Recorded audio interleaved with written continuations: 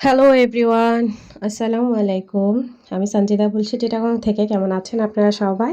আশা করছি ভালো আছেন। আল্লাহর অশেষ রহমতে আপনাদের সবার দোয়ায় আলহামদুলিল্লাহ আমিও ভালো আছি। চলে আসলাম আপনাদের জন্য নতুন আরেকটা ব্লগ ভিডিও নিয়ে। আশা করি ভালো লাগবে।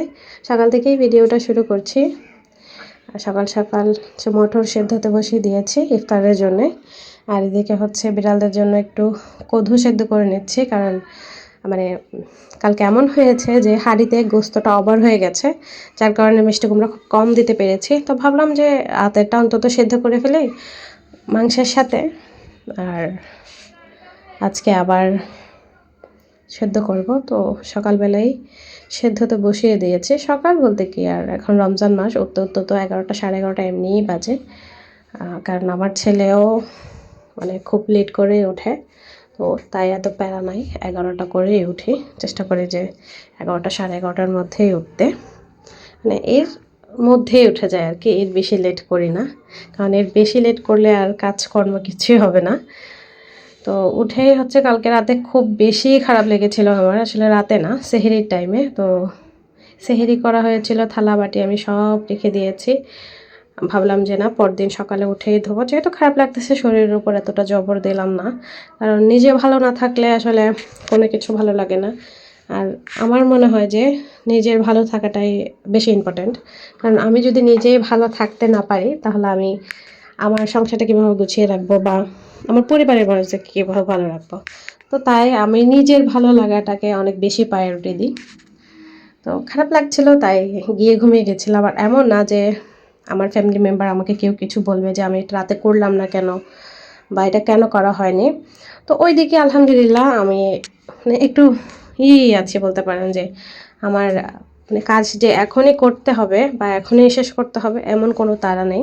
আমি আমার মতন করে কাজগুলো গুছিয়ে নিতে পারি। আর সচরাচর আমি লেট করিও না। তো যখন খারাপ লাগে তখন হয়, সেটা অন্য বিষয়। তো খারাপ লাগলে তো শরীরের উপর কারো জোর নেই, তখনই দেরিতে করে আর কি। যাই হোক, আপনাদের সাথে বক বক করতে করতে আমার কাজও হয়ে গেছে। এখন ভালো করে বেসিনটাকে ক্লিন করে নিচ্ছি, কারণ বেসিনটা কালকে রাতে থেকে নোংরা হয়েছিল। আর রাত বললে ভুল হবে, আসলে সেহরির টাইম থেকেই, কারণ রাতেরগুলো তো রাতে করে নেওয়া হয়েছে, বাট সেহরির টাইমেরগুলো রয়ে গেছে আর কি। আমি বারবার করে রাত বলছি। তো এখানে একটা খেজুরের বোতল ছিল, মানে খেজুরের রস ছিল আর কি এটাতে, গাঢ় করে একদম রসটা ছিল।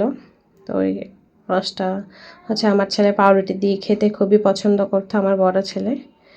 তো এটা শেষ এখন। তো এটা ওর ফুফাই এনেছিল ওর জন্য সৌদি থেকে, যখন হজে গিয়েছিল। তো এটা আমার ছেলে খুব বেশি পছন্দ করছে। জানি না এখানে পাওয়া যাবে কি না, কারণ আমার আসলে এসবের প্রতি মানে কখনো ইন্টারেস্ট ছিল না, তাই খুঁজেও দেখিনি। আমাদের এখানে অবশ্য সব রকমেরই জিনিস পাওয়া যায়, আমাদের চট্টগ্রাম রিয়াজউদ্দিন বাজারে পাওয়া যায় না এমন কোনো জিনিস নাই। যাই হোক, তারপরে চলে গিয়েছিলাম ছাদে। ছাদে গিয়ে হচ্ছে কিছু কাপড় যেগুলো ধুয়েছিলাম আর কি, সবগুলো শুকাতে দিয়ে আসলাম।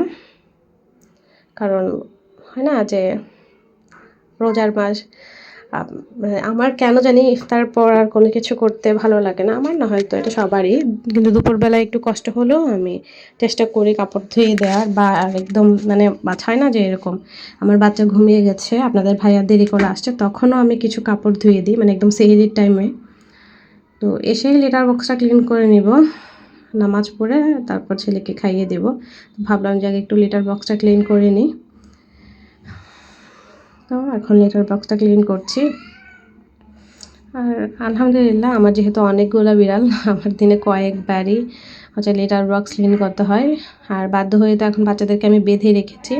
আমি জানি না আমার মানে এবারের বাচ্চাগুলোর কী হয়েছে, এত মানে কি বলবো, একদম নজর লেগে গিয়েছে। আসলে আমার অনেকগুলো বাচ্চা মারা গিয়েছে বিড়ালের, যার জন্য আমি আসলে অনেক আপসেট ছিলাম আর কি। একসাথে 4টা, মানে হয় না যে এরকম আজকে একটা কালকে একটা, এভাবে নয়, এক সপ্তাহ পর পর করে আমার 4টা বাচ্চাই মারা গিয়েছে।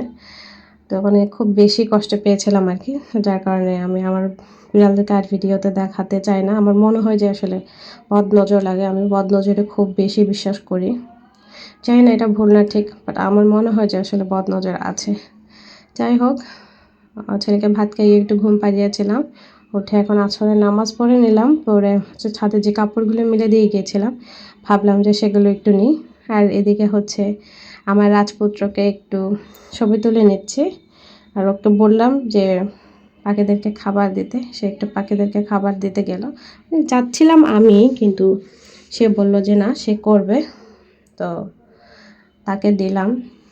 হয় না বাচ্চাদেরকেও একটু মানে করাতে হয় আর কি, টুকটুক করে কাজ করে আমার বাচ্চারা মাশাল্লাহ।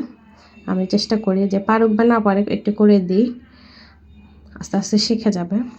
কারণ কেউ তো আর কারো মার পেট থেকে সব কিছু শেখা আসে না, সব কিছুই দুনিয়াতে শিখতে হয়। দুনিয়ার সব নিয়ম, সব কাজ সব দুনিয়াতেই আমরা শিখি।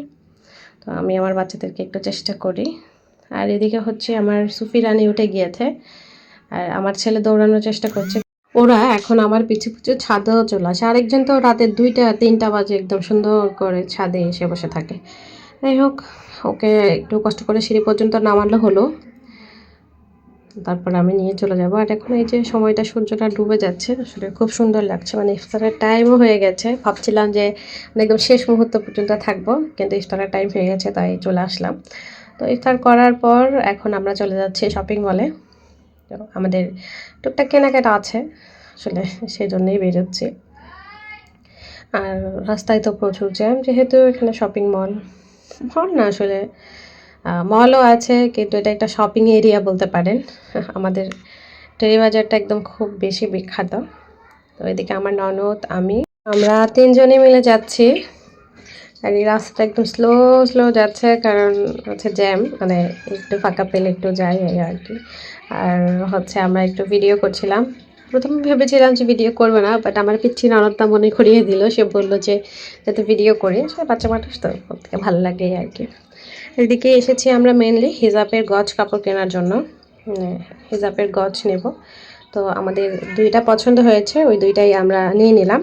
এরপর একটু হাঁটাহাঁটি করছিলাম, যেহেতু আমরা ইফতারের পরপরই এসেছি, মানে একদম মানুষ নাই বললেই চলে।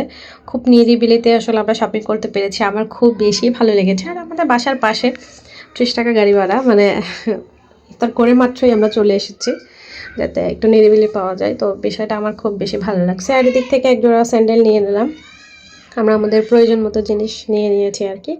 আর এখন চলে যাচ্ছি বাসায়। যাওয়ার পথে হচ্ছে বাচ্চাদের জন্য 2টা বেলুন নিয়ে নিলাম, কারণ আমার ছেলেকে তো আনিনি, সে কিছু না নিয়ে গেলে রাগ করবে। তো আমার ছোট ননদ, আমার ভাগ্নের জন্য আর ছেলের জন্য, ননদের মেয়ে আর ছেলের জন্য আর কি বেলুন নিয়ে নিলাম।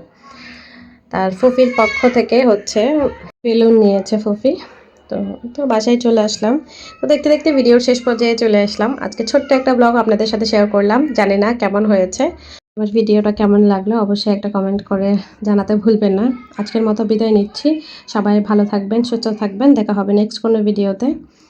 আল্লাহ হাফেজ, আসসালামু আলাইকুম।